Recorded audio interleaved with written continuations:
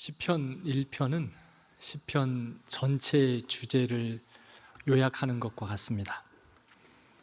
그 주제의 내용은 복 있는 사람, 복 없는 사람, 의인의 길, 악인의 길을 말하고 있습니다. 오늘 말씀을 함께 나누면서 우리의 인생이 복 있는 사람, 시냇가에 심은 나무가 열매를 맺고 또 잎사귀가 마르지 않는 것과 같은 상록수 인생의 삶이 우리의 삶이 되기를 진심으로 기도합니다. 성도 여러분, 복 있는 사람이 누구입니까? 복 있는 사람이 누구일까요? 자신 있게 대답해야죠. 나다. 복 있는 사람은 말씀의 인도함을 받는 사람이 복 있는 사람입니다. 또한 시냇가에 심은 나무와 같이 잎사귀가 늘 푸르는 그러한 삶을, 말씀을 따라 살아가는 사람이 복 있는 사람입니다. 상록수 인생이죠. 언제나 푸르른 복 있는 삶의 모습. 다윗은 파란만장한 삶을 살았습니다. 그런데 그의 다양한 인생의 경험 속에서 하나님의 말씀을 즐거워하고 그의 말씀을 주야로 묵상하는 삶이 복이 있다라고 그는 고백하고 있습니다. 율법을 주야로 묵상한다, 이 말은 하루 종일 성경 말씀만 읽고 있다는 것이 아니라 그 말씀과 함께하는 삶, 말씀과 동행하는 삶, 말씀이 나의 생각과 마음과 뜻을 주관하는, 즉 말씀이 나의 체화되어 있는 삶을 말하고 있습니다. 그러므로 그 말씀과 동행하며 살아가는 삶이 하나님 앞에 복된 삶이고 그 말씀의 인도함을 받는 삶이 되는 것입니다. 우리는 인생을 광야에 비유할 때가 참 많습니다. 광야 같은 인생에서 나그네 삶을 살아가는데 어디로 가야 하는지, 어떻게 가야 하는지, 내가 어디에 서야 하는지, 내가 걸어가고 있는 이 길이 지금 바른 길인지 분별하기 힘들 때가 많습니다. 때로는 메마른 땅을 종일 걷기도 하고 캄캄한 터널을 지나기도 합니다. 여러분은 이와 같은 광야의 길을 어떻게 걸어가고 계십니까? 사람들은 광야의 길을 걸어감에 있어서 자기가 계획하고 자기가 인도하고 자기가 개척하면서 살아가려고 합니다. 열심히 살아갑니다. 맞습니다. 하나님의 사람들 최선을 다하여 살아야 합니다. 그런데 많은 사람들이 이렇게 피곤하고 인생길을 살아가면서 때론 성공의 기쁨을 누리기도 하죠. 자수성가했다고 자신을 칭찬하기도 하고 자랑하기도 합니다. 잘 이루었다. 성경에도 이런 사람이 있습니다. 야곱입니다. 야곱은 자수성가의 대표적인 인물입니다. 이기기 위해서, 성취하기 위해서, 가지기 위해서, 무언가를 이루기 위해서 열심을 다했던 사람입니다. 자신의 모든 지혜와 능력과 잔머리까지 다 동원해서 무언가를 이루려고 최선을 다한 사람이 바로 야곱입니다. 자기가 가지고 있는 모든 에너지와 힘을 그는 다 쏟아부었습니다.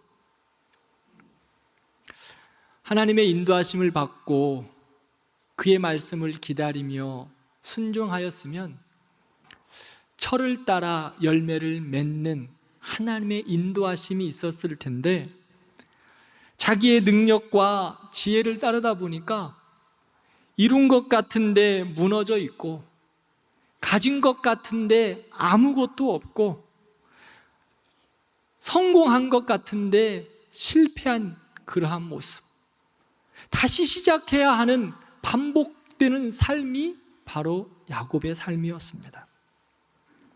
그래서 그는 말년에 바로왕 앞에서 그의 삶을 이렇게 고백합니다. 야곱이 바로에게 아뢰되 내 나그네 길의 세월이 130년이니이다. 내 나이가 얼마 못 되니 우리 조상의 나그네 길의 연주에 미치지 못하나 험악한 세월을 보내었습니다. 하나님의 인도하심, 말씀의 인도하심을 받았으면 하나님께서 인도하시는 그 선하심을 따라 풍성한 삶을 살았을 텐데, 자기가 주인 되어 자기가 이루어 보겠다고 자기의 잔머리와 자기의 꾀를 다 동원하여 살고 최선을 다했음에도 불구하고, 자기의 욕심과 수단을 다 동원했음에도 불구하고 남은 것은 외로움과 배신, 그리고 수고로움 뿐이었습니다. 결국 환도뼈가 부서지는 일을 경험하고 나서야 그는 하나님의 인도하심에 순종하게 됩니다. 우리는 어떻습니까? 우리의 삶 속에서 나의 생각, 나의 능력, 내 자존심, 내 뜻으로 내가 무언가를 이루고 내가 주인 되어서 나의 삶을 개척해 가고 있습니다. 자수성가하려고 애를 쓰고 수고하는 것이지요. 그런데 어떠십니까? 내 뜻과 내 능력과 내 힘을 다 동원하여 자수성가를 이루어 가고 있는데, 그 삶 속에서 얼마나 피곤한 삶과 얼마나 힘든 삶을 살고 계십니까? 그게 우리의 모습 아닌가요? 때론 캄캄한 길을 걸어가기도 하고, 혹시 그러한 인생길에서 헛디뎌 넘어질까 조심하며 나의 작은 능력을 다 동원해서 종종 걸음을 걸으면서 무언가를 이루고 나가려는 그러한 삶이 우리의 모습 아닐까요? 그런데 우리 주님은 우리에게 말씀합니다. 시편 119편 말씀을 함께 읽겠습니다. 주의 말씀은 내 발의 등이요 내 길의 빛이니이다. 성경은 하나님의 말씀이 나의 인도자다, 하나님의 말씀이 나의 구원자다, 하나님의 말씀이 우리의 삶의 방향을 잡아주고 우리 앞에 인도자가 되어주신다고 분명히 말씀하십니다. 제가 신대원 2학년 때에 사당동 총신대학교 기숙사에서 여름방학을 보낸 적이 있습니다. 하루는 도서관에서 공부를 하는데 갑자기 정전이 되었습니다. 조금 시간이 지나면 복구되리라 생각하고 캄캄한 그 도서관 속에서 많은 사람들이 머물러 있었습니다. 그런데 복구가 안 되는 겁니다. 한 명, 두 명 자리를 뜨기 시작합니다. 너무 어두우니까 핸드폰 불빛을 켜고 짐을 정리하고 계단을 통해서 내려갔습니다. 저도 마찬가지였습니다. 기다리다가 짐을 정리하고 핸드폰 불빛을 켜고 계단을 내려가는 것이죠. 너무나 캄캄하니까 그 핸드폰 불빛도 참 밝은 빛이었습니다. 계단을 잘 비추어 주었습니다. 그럼에도 불구하고 어떻게 했을까요? 옆에 벽을 잡으면서 조심히 내려갔습니다. 요즘 핸드폰은 그 불빛이 아주 강해서 아주 환하지만 벌써 20년이 넘은 시간이니까 그때 핸드폰 불빛은 그렇게 밝지 않았거든요. 그런데 그 핸드폰 불빛을 비추면서 내려가고 있는 저에게 뒤에서 갑자기 환한 빛이 제 뒤를 환하게 비춰주는 겁니다. 와, 그렇게 광명 그 빛을 경험한 적이 없었습니다. 어떤 빛이었을까요? 너무나 저를 그렇게 홀리하게 생각하지 마십시오. 주님의 빛, 영광의 빛 아닙니다. 어떤 친구가 노트북을 켜고 그 노트북에 환한 빛을 가지고 내려오는 것입니다. 이야, 그 빛은 핸드폰에 비하니까 너무나 밝은 빛입니다. 진짜 광명이 비치는 것과 같은 빛이었습니다. 뒤에서 쫙 비춰오는데 모든 친구들이 핸드폰 다 꺼버렸습니다. 사랑하는 성도 여러분, 말씀의 인도함을 받는 인생은 내가 가지고 있는 작은 불빛은 아무것도 아닙니다.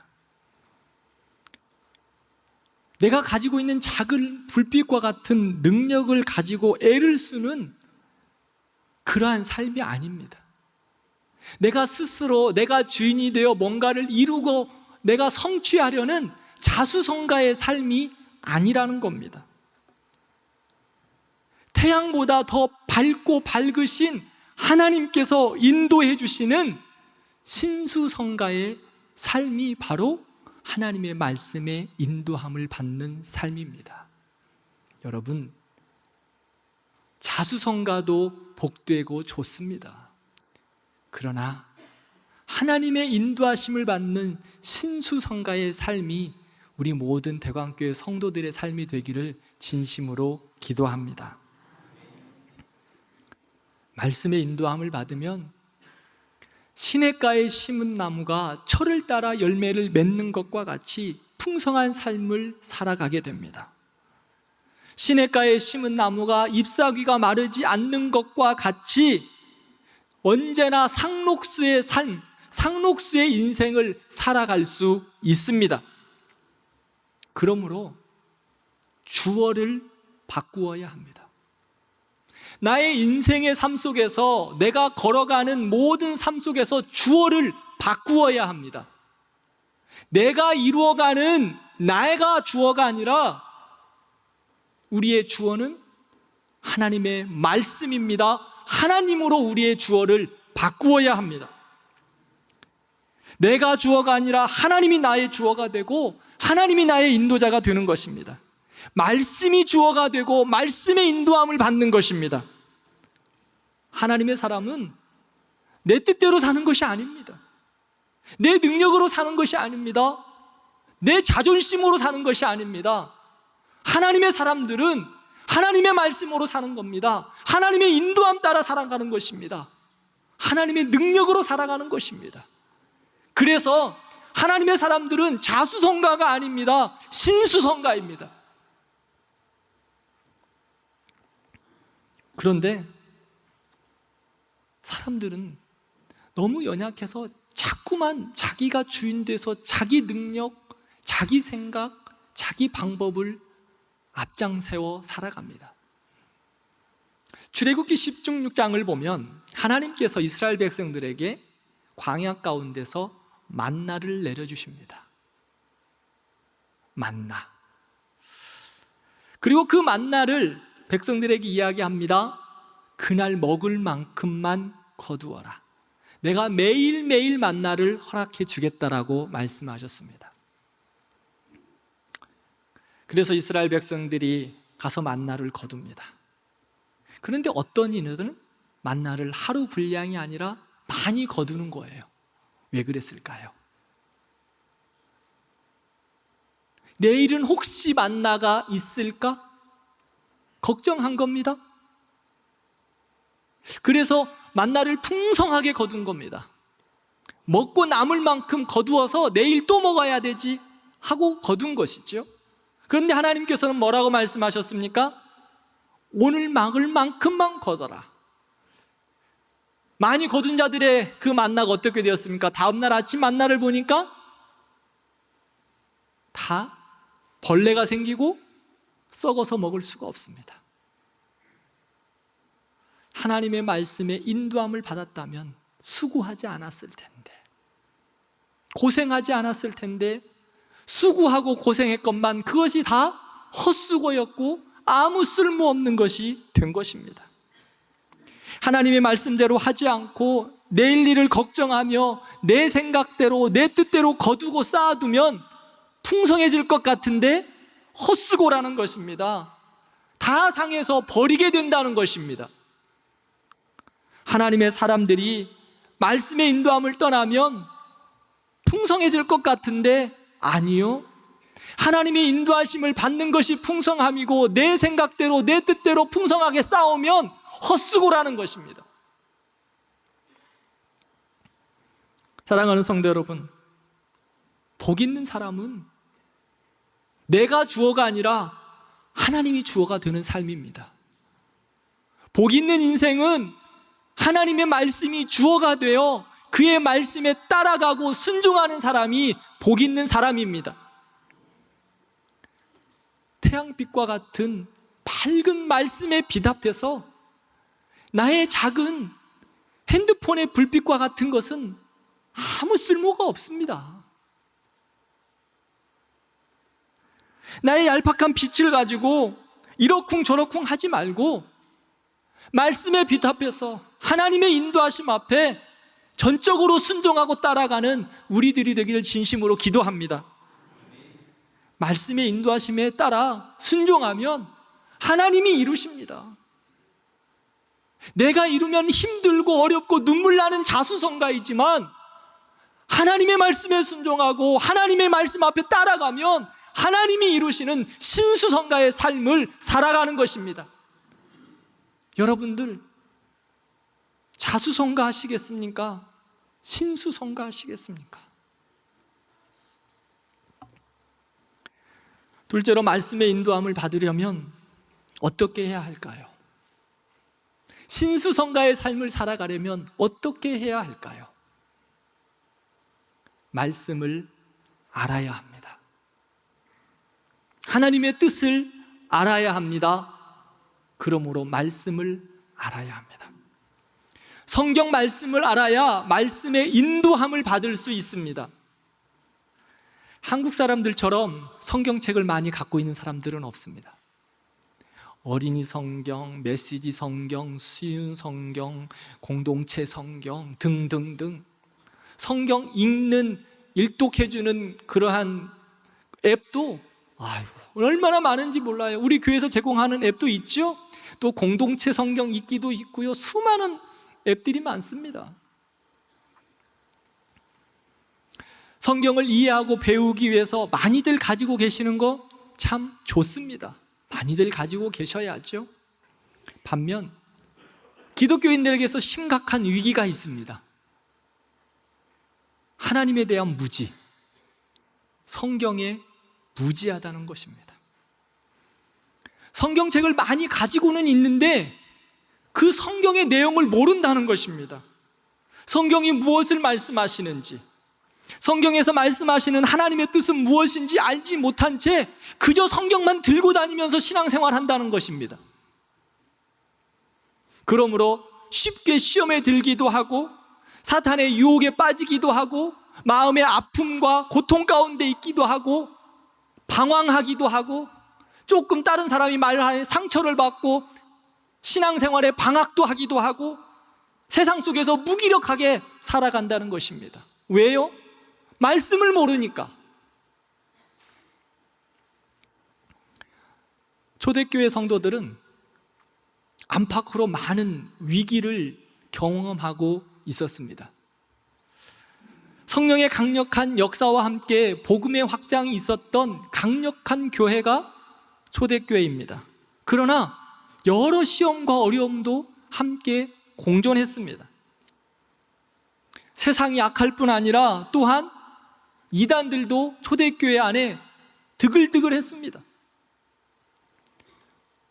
부활을 부인하면서 지나친 방종 내지 금욕을 하는 영지주의가 대세를 이루고 있어서 그 이단의 활동으로 진리에 떠나는 사람들도 많이 있었습니다. 또 유대인 신자들은 복음의 진리를 버리고 율법주의로 회귀하는 사람들도 많았습니다. 그래서 바울은 디모데에게 이렇게 권면합니다. 디모데후서 3장 14절 말씀을 함께 읽겠습니다. 그러나 너는 배우고 확실한 일에 거하라. 너는 내가 누구에게서 배운 것을 알며 15절까지 또 어려서부터 성경을 알았나니 성경은 능히 너로 하여금 그리스도 예수 안에 있는 믿음으로 말미암아 구원에 이르는 지혜가 있게 하느니라. 아멘. 초대교회의 혼란한 삶 가운데서 이단들의 그러한 도전 앞에서 사도 바울은 말씀합니다. 말씀에 거하라. 말씀 안에 거하라. 성경 말씀에 구원에 이르는 지혜가 있다. 성경 말씀에 이 세상을 살아가는 능력이 있다. 믿음으로 살아가는 능력이 이 일에 있다. 말씀 안에 거하라고 권면하고 있습니다.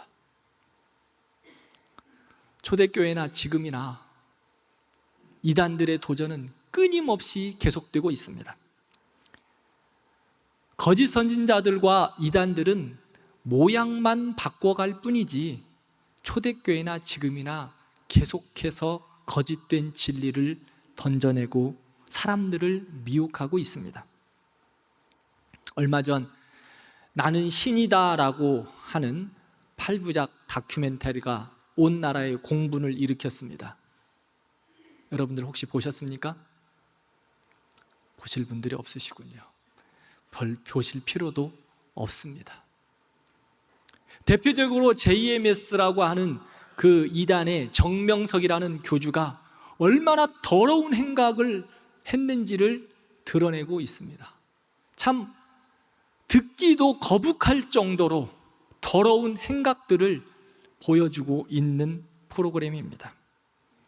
지금도 많은 사람들에게 이야기되고 있고 젊은이들이 이 영상들을 유튜브에서 짤로 보면서 얼마나 교회를 비판하고 있는지 모릅니다. 나는 신이다에서 언급한 이단들 외에 또 다른 이단들도 참 많습니다. 가장 많이 퍼진 이단이라고 하면 안산홍 증인회입니다. 우리 교회에 들어오는 큰 길에도 있습니다. 아십니까? 여기가 어딘지 아시겠어요? 네, 우리 교회 큰 길에 가다 보면 현대자동차 위에 하나님의 교회, 하나님의 교회 세계복음선교회라고 하는 안산홍 증인회, 요즘 한국에서 가장 많이 퍼지고 있는 이단 중에 하나입니다. 1985년 하나님이었던 안산홍이 죽었습니다. 죽은 것도 이상하죠? 그럼에도 불구하고 그와 혼인 예식을 치렀다고 하는 장길자라는 여인이 다시 그 바통을 이어받아서 하나님이 되었습니다. 그래서 하나님 아버지가 아니고 하나님 어머니가 되었어요. 사람들을 미혹하고 있습니다. 그 안산홍 증인의 홈페이지에 들어가면 성경대로 살아간다라고, 성경대로 가르친다라고 타이틀에 올라와 있습니다. 안산홍 증인회. 또 코로나로 인해 그들의 실체가 밝히 드러난 이단도 있죠. 신천지. 이만희가 하나님이 되어 있는 신천지가 있습니다. 이제 이러한 이단들은요, 숨어 있지도 않아요. 조용하게 와서 이야기하지도 않아요. 아주 공개적으로 포교하고 있습니다. 젊은이에게도 마찬가지예요. 젊은이들이 많이 보는 유튜브를 보면 공개적으로 JMS 지금 정명석이 그렇게 더러운 일을 하고 있음에도 불구하고 정명석이를 옹호하고 그것은 거짓이다라고 계속해서 자기들을 지금 포교하고 있어요. 이 사람들은 하나님이 아니고 거짓의 아비, 마귀의 종들이고 진리를 떠난 사람들입니다. 하나님의 사람들을 미혹하게 하는 나쁜 놈들입니다. 이만희, 장길자, 정명석, 나쁜 놈들입니다. 제가 강단만 아니면 더 심하게 말을 해주고 싶은데 참고 있습니다. 혹시 제가 이 나쁜 놈이라고 이야기하는 데 있어서 마음이 불편한 분 계십니까? 나가시면 됩니다.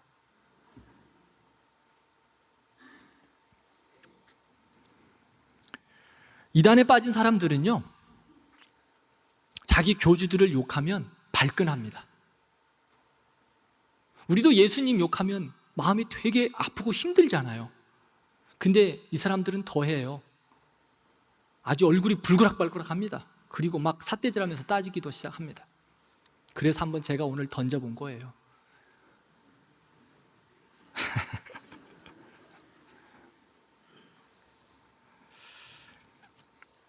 성도님들, 혹시 아주 친절하게 접근해서 아주 맛있는 것도 사주고 아주 상냥하고 좋게 친분을 가졌던 사람들이 와서 대광교회 욕하고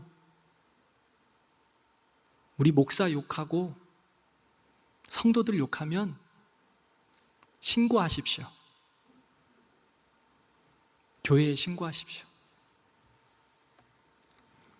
교회는 완전하지 않습니다. 목사도 마찬가지이고 성도들도 마찬가지입니다. 완전하지 않기에 완전하신 주님 바라보면서 그 완전한 나를 바라보면서 함께 세워져 가는 아름다운 공동체가 바로 우리 대광교회 공동체입니다. 다 불완전해요. 그런데 우리를 향하여 불완전하다고 계속해서 이야기하는 사람들 의심해야 합니다. 새로운 교회, 새로운 목사 왔는데 이한길 목사 그거 참 이상한 것 같아. 죄송합니다만 그런 분들 계시면 이상한 눈으로 보셔도 괜찮습니다.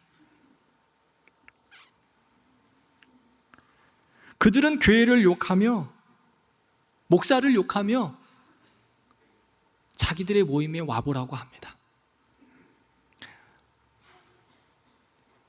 성경을 잘 풀어주는 성경 모임이 있는데 한번 가보자고 유혹합니다. 절대로 따라가시면 안 됩니다. 만약 가보고 싶다면 우리 교회 목사님들이나 전도사님들에게 꼭 허락받고 가십시오. 좋은 성경 공부 모임 있다, 허락받고 가세요. 그리고 성경 공부에 모임에 가자고 하는 사람이 있으면 우리 목사님들에게, 전사님들에게 신고하세요. 장로님들 죄송합니다. 혹여나 장로님이시라고 할지라도 그런 모임에 가자고 하면 신고하세요. 믿음 좋다고 생각했던 권사님들께서 뻥 뚫리는 성경 공부 모임 있다고 그 성경 공부 모임 가자고 말씀하시면 신고하세요. 누구에게 신고할까요? 누구에게 신고해야 돼요? 말씀들을 안 하시네? 다녀오셨나 봐. 신고하세요. 오우성 목사님에게 신고하세요. 이정은 전도사님에게, 이정옥 전도사님에게, 한영민 목사님에게 신고하세요. 그것이 우리의 영혼의 살 길입니다. 우리 교회가 살 길이에요. 나 이 권사님하고 30년 동안 같이 신앙생활 했는데 이 권사님 진짜 좋은 분인데, 그래도 신고하세요. 그분의 영혼을 살리는 일이고 여러분들도 살 길입니다. 뻥 뚫리는 성경 공부 가자고 하시나요? 우리 교회에서 하고 있는 성경이 읽어지네? 이 모임에 참여하시면 성경이 뻥 뚫립니다. 왜 우리 교회에 있는데 자꾸 다른 곳에 가서 기웃거리시냐고요. 성경에 풀리지 않는 답답함이 있으신가요? 다른 곳에 가서 기웃거리지 마세요. 이상하게 풀어주는 그런 곳에 가면 풀리는 것이 아니라 여러분들의 영혼이 꼬여서 죽습니다. 우리 부목사님들이 강의하고 계시는 교리교육에 오세요. 궁금한 거 풀려집니다. 해결된다고요. 다른 곳에 가서 기웃거리면 죽습니다. 사랑하는 성도 여러분, 하나님의 인도하심을 받기를 원하시죠? 그러면 말씀을 알아야 합니다. 이상한 곳에 가서 말씀 배우지 말고 우리 대광교회에서 말씀 배우고 말씀 읽고 말씀 듣고 말씀 묵상하시기를 바랍니다. 믿음의 시작은 하나님의 말씀을 듣는 것에서부터 시작합니다. 말씀이 알아야 믿음이 성장합니다. 고난과 역경을 이겨내는 힘이 그것에서부터 나옵니다. 그 안에서 열매를 맺습니다. 그렇다면 어떻게 말씀을 알 수 있을까요? 어떻게 말씀을 알 수 있을까요? 하나님의 말씀을 듣고 읽고 묵상함으로 하나님을 알 수 있고 하나님의 말씀을 알 수 있습니다. 로마서 10장 17절 말씀을 함께 읽겠습니다. 그러므로 믿음은 들음에서 나며 들음은 그리스도의 아멘. 말씀을 들을 때 믿음이 쑥쑥 자랍니다. 그러므로 하나님을 알고 말씀을 알려면 가장 우선해야 할 일은 말씀을 듣는 것입니다. 말씀을 듣고 말씀에 대한 열정을 가지고 말씀을 읽는 것입니다. 그러면 하나님께서 그 말씀 가운데 우리를 인도하시고 따라가게 하시고 순종하게 하십니다.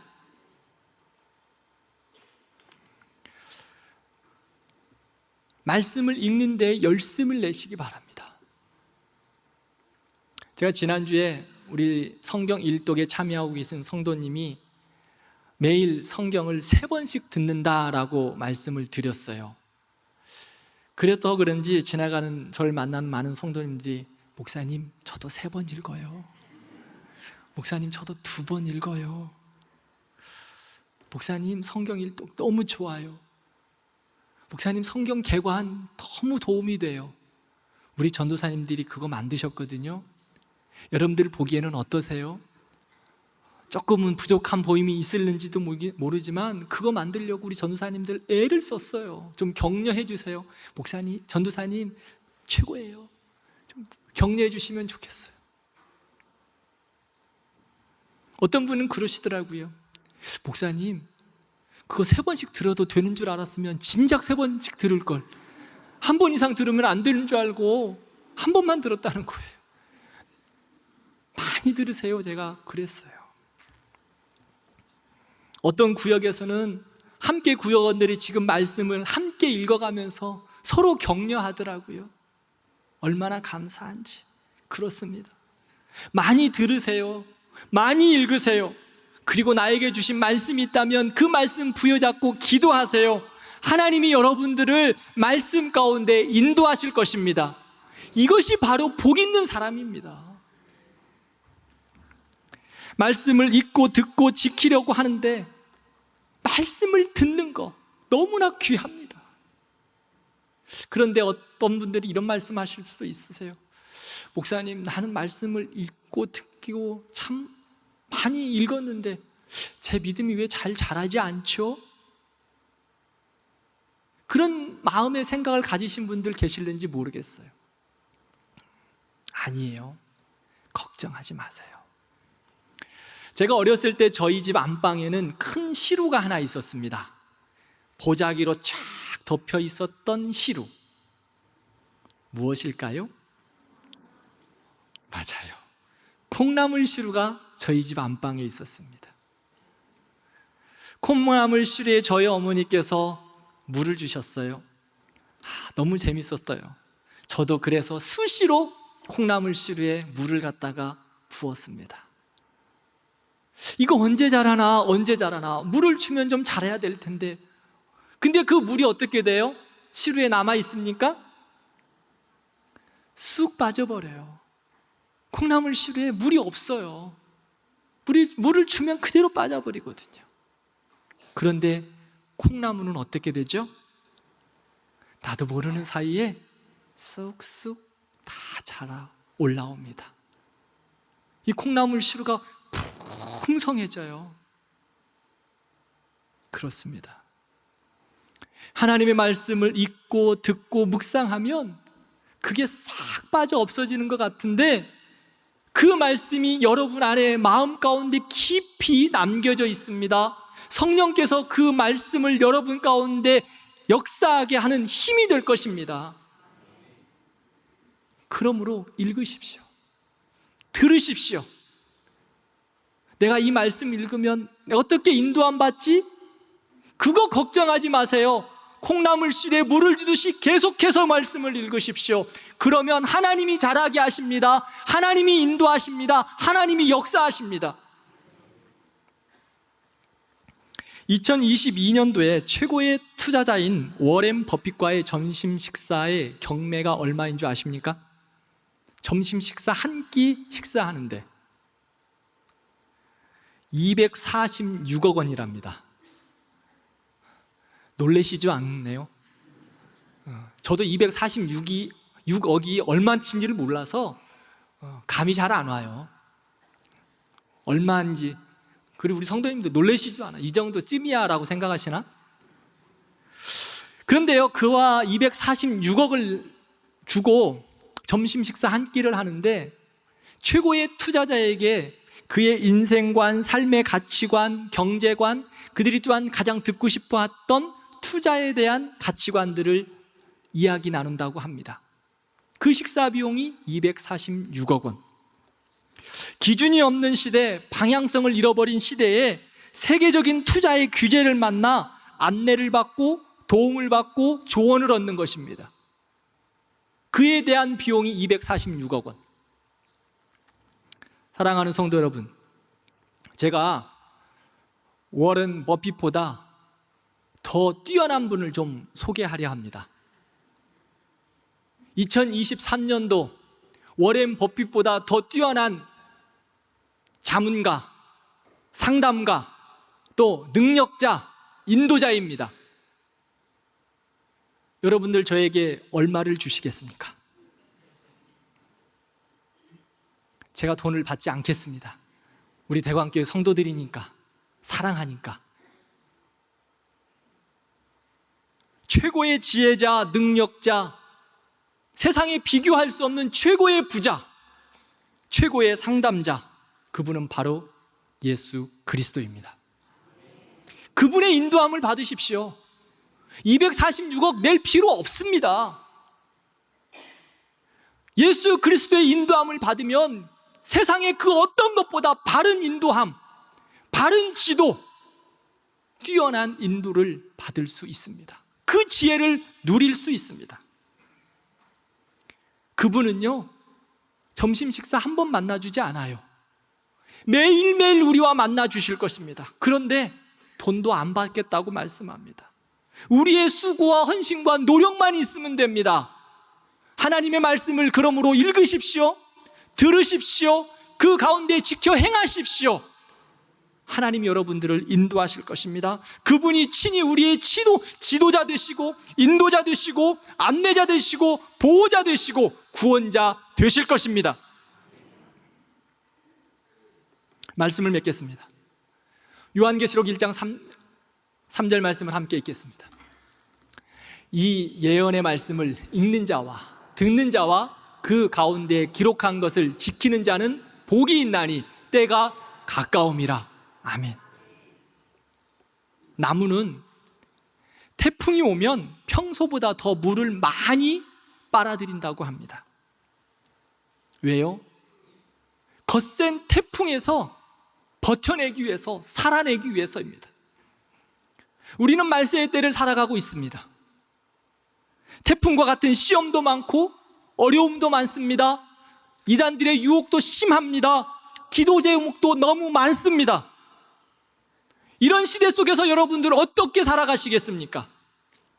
주님은 우리가 시냇가에 심은 나무와 같이 많은 열매를 맺고 풍성한 삶을 살기를 원하십니다. 복 있는 삶을 살기를 원하십니다. 그렇다면 이 예언의 말씀을 읽는 자와 듣는 자와 그 말씀을 지켜 행하는 자가 복이 있다고 말씀했습니다. 이 말세의 때 여러 가지 시험과 어려움들이 많지요. 그렇습니다. 믿음 지켜내고 살아가기가 힘듭니다. 그러나 이런 인생 가운데 우리는 복이 있는 인생입니다. 그러므로 말씀을 읽고 듣고 묵상함으로 하나님의 인도함 가운데 복 있는 인생, 상록수 인생이 되는 우리 모든 대광교회 성도들 되기를 진심으로 기도합니다.